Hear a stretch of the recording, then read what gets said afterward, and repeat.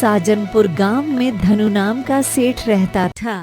उसकी गांव में धनु किराना स्टोर नाम की दुकान थी। धनु बहुत ही कंजूस व्यक्ति था।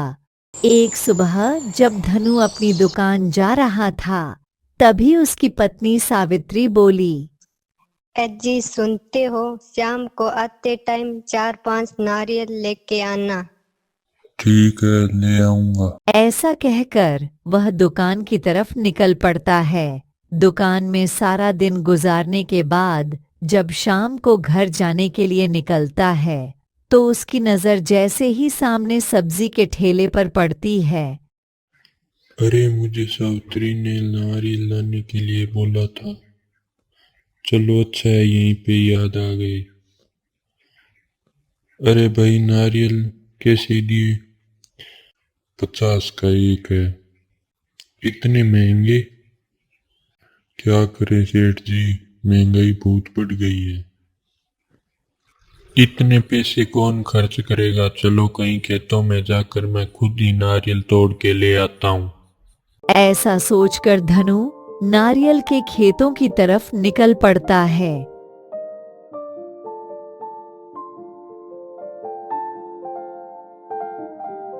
एक नारियल के पेड़ के पास जाकर पेड़ पर देखता है और सोचता है, ये देखो, यहाँ पर कितने अच्छे नारियल लगे हुए हैं। ये ले जाऊंगा तो इन्हें देखकर सावित्री बहुत ही खुश हो जाएगी।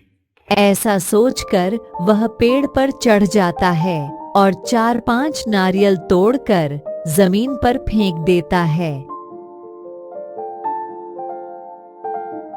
नारियल तोड़ने के बाद जैसे ही उतरने के लिए नीचे की ओर देखता है, तो इतनी ऊंचाई देखकर उसे डर लगने लगता है और वह भगवान से प्रार्थना करने लगता है। हे भगवान, मेरी मदद करो भगवान, मुझे बहुत डर लग रहा है। यदि मैं सही सलामत नीचे उतर गया तो मैं 25 साधुओं को खाना खिला दूंगा। ऐसा सोचकर थोड़ा नीचे उतरता है और मन में सोचता है, 25 साधु ज्यादा खाना खाएंगे, 15 को ही खिला दूंगा।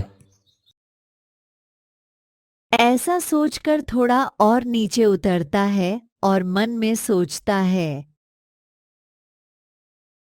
15 भी ज्यादा ही खाएंगे, 5 को ही खिला दूंगा। ऐसा सोचकर थोड़ा और नीचे उतरता है और मन में सोचता है, 5 भी ज्यादा ही खाएंगे, 1 को ही खिला दूंगा।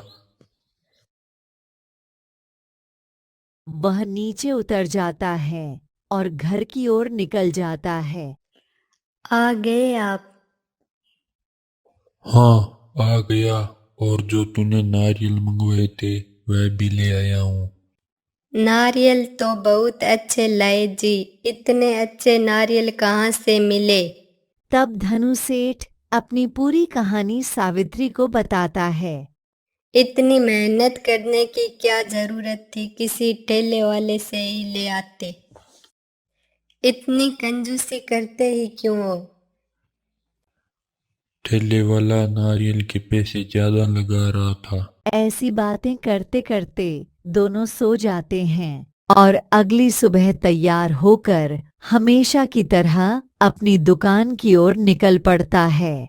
दोपहर के टाइम जब धनु सेठ अपनी दुकान में बैठा था, तभी उसकी दुकान के पास से एक साधु गुजर रहा था।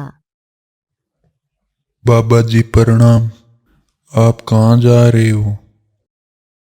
बेटा, मेरी तबीयत खराब है तो मैं वैद्य जी के पास जा रहा हूँ। साधु जी की बात सुनकर सेठ के मन में विचार आया।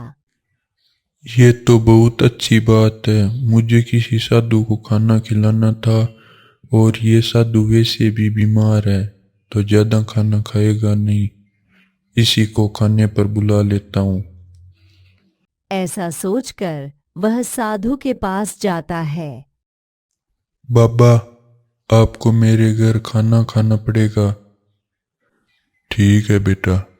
धनुसेठ साधु बाबा को एक कागज लिख कर दे देता है जिस पर लिखा था, बाबा जो मांगे वो दे देना। उसके बाद साधु बाबा धनुसेठ के घर चले जाते हैं और वो कागज सावित्री को दे देते हैं। सावित्री साधु बाबा को अच्छे से भोजन कराती है। साधु बहुत चालाक था। खाना के बाद सावित्री से कहता है, बेटी, सेठ जी ने गुरु दक्षिणा के रूप में एक गोनी गेहूं और एक सोने का सिक्का देने को बोला है। ठीक है। शाम को जब धनु घर पर आता है, जी आप आज इतने मेहरबान कैसे हो गए जी? मेहरबान? तब सावित्री पूरी बात बताती है। हे भगवान, इससे अच्छा था वो 50 रुपए वाले नारियल ही ले आता। देखा, ये सब आपकी कंजूसी का ही नतीजा है।